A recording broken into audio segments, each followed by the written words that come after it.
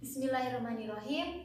Assalamualaikum warahmatullahi wabarakatuh. Selamat pagi anak-anak. Bagaimana kabarnya hari ini? Semoga semuanya selalu sehat dan selalu berada dalam lindungan Allah Subhanahu wa taala. Amin. Pada pertemuan pagi hari ini, Ibu akan menjelaskan materi mengenai tauhid uluhiyah. Sebelum saya masuk ke materi, saya ingin bertanya, ayo, di sini siapa yang belum hafal mengenai Quran Surat Al-Fatihah ayat 5? Oke, saya yakin semuanya sudah hafal bunyinya ya. Oke, bagaimana? Iyyaka na'budu wa iyyaka nasta'in. Iyyaka na'budu. Hanya kepada Engkau lah kami menyembah. Kata Engkau di sini merujuk pada Allah, merujuk pada Sang Pencipta. Sedangkan kata kami itu untuk umat manusia, tidak terkecuali. Kalau tidak terkecuali, jadi untuk non-muslim maupun untuk umat muslim juga.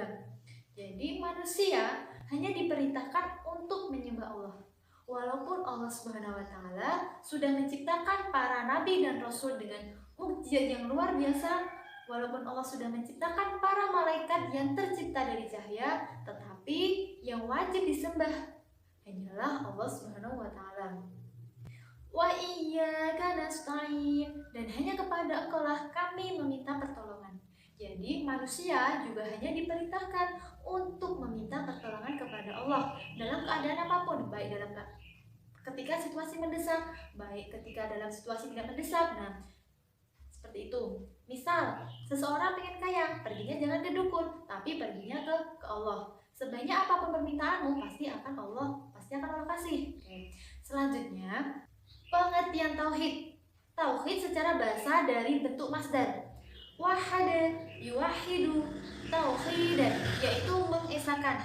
Secara istilah adalah mengesahkan Allah dalam uluhiyah, dalam rububiyah, dalam nama-nama dan sifat-sifatnya. Nah, ketika seseorang sudah percaya uluhiyah, maka orang tersebut hatinya akan selalu terpaut dengan Allah, karena sudah yakin. Jadi mereka hanya mengimani Allah. Rububiyah, ketika mereka sudah yakin tauhid rububiyah, mereka itu beranggapan bahwa hanya Allah lah yang menciptakan, Allah lah yang mengatur, Allah lah yang memberi rezeki bagi umat manusia. Ada juga nama-nama dan sifat-sifatnya. Allah memiliki 99 nama, yaitu Asmaul Husna, yang berarti nama-nama yang indah. Lalu pengertian tauhid uluhiyah. Tauhid uluhiyah secara bahasa diambil dari kata ilah, yang berarti yang disembah, yang ditaati. Dia sebagai tempat bergantungnya hati karena cinta dan pengagungan. Secara istilah, tauhid uluhiyah adalah mengesahkan Allah dalam hal ibadah. Ibadah itu seperti apa? Jadi ibadah itu tidak hanya sekedar sholat. Ingat, ibadah tidak hanya sekedar sholat, tetapi segala sesuatu yang dicintai dan diridhai Allah itu dinamakan ibadah. Contohnya apa saja? Contohnya saling menolong, contohnya berbuat baik, kita berzakat, berpuasa, itu termasuk ibadah. Tetapi ibadah yang membedakan orang Islam dengan orang non-Islam adalah sholat. Nah, ketika orang Islam sudah percaya tauhid uluhiyah, maka implikasinya adalah sholat. Cara memahami tauhid uluhiyah. Tauhid uluhiyah sendiri didasarkan atas perbuatan manusia. Jadi ketika manusia bertindak, ketika manusia mau melakukan sesuatu, itu karena Allah. Nah, manusia memiliki harapan, harapannya itu juga karena Allah. Manusia memiliki sifat khauf, manusia memiliki sifat takut. Nah, takutnya itu juga karena Allah, tidak boleh karena yang lain. Seperti itu. Nah, tauhid uluhiyah juga memiliki nama-nama lain seperti tauhid ubudiyah, penyandarannya kepada pelaku tauhid, yaitu hamba. Tauhid irodah, sebab didasari atas menginginkan ridho Allah dalam seluruh amal. Jadi tauhid uluhiyah itu sendiri intinya kita beribadah kepada Allah. Kita dalam berbuat sesuatu apapun juga karena Allah. Kita sholat jangan karena ingin dipuji, kita bersedekah jangan ingin dipuji, tetapi niatkan semuanya karena Allah Subhanahu wa taala. Selain Quran Surat Al-Fatihah ayat 5 tadi, Allah juga menjelaskan dalam Quran Surat Al-Baqarah ayat 21. Ya ayyuhan nasu ubudu rabbakumul ladzi khalaqakum wal ladzina min qablikum la'allakum tattaqun. Hei manusia, Sembahlah Tuhanmu yang telah menciptakanmu dan orang-orang sebelummu agar kamu bertakwa. Jadi, Allah itu menciptakan manusia. Tujuan utamanya apa? Tujuan utamanya adalah untuk beribadah kepadanya, untuk menjadi orang yang bertakwa, untuk menjadi orang yang senantiasa taat, menjalankan perintah Allah. Nah, dan orang yang senantiasa meninggalkan larangan Allah. Ingat, manusia sendiri diciptakan hanya berasal dari saripati tanah yang indah, sehingga tidak ada alasan lagi bagi manusia untuk tidak menyembah Allah. Hadisnya sendiri dalam hadis Bukhari nomor 6824.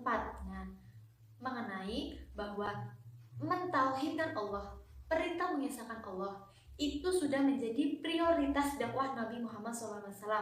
Mengapa? Nah, karena di zaman beliau banyak sekali pelanggaran-pelanggaran. Mereka tidak menyembah Allah, mereka menentang Allah. Yang terakhir adalah contoh perilaku yang mencerminkan tauhid uluhiyah.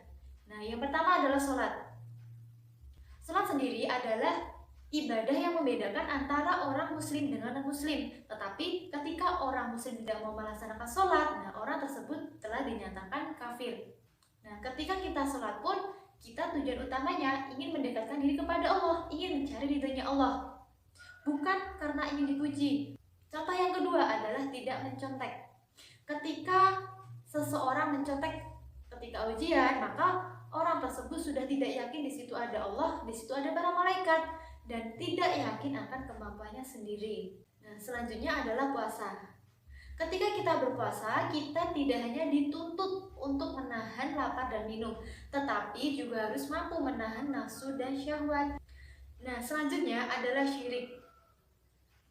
Syirik sendiri memasuki dosa yang paling tinggi, memasuki dosa yang paling besar. Mengapa? Karena syirik tersebut sudah menyekutukan Allah. Nah, sudah menyekutukan Allah dengan sesuatu yang lain, sehingga tidak percaya lagi dengan apa yang sudah ditetapkan pada Allah. Misal, percaya dukun, misal, percaya peramal, percaya zodiak. Nah, itu dinamakan syirik, sehingga bagi siapapun tidak boleh berbuat semacam itu.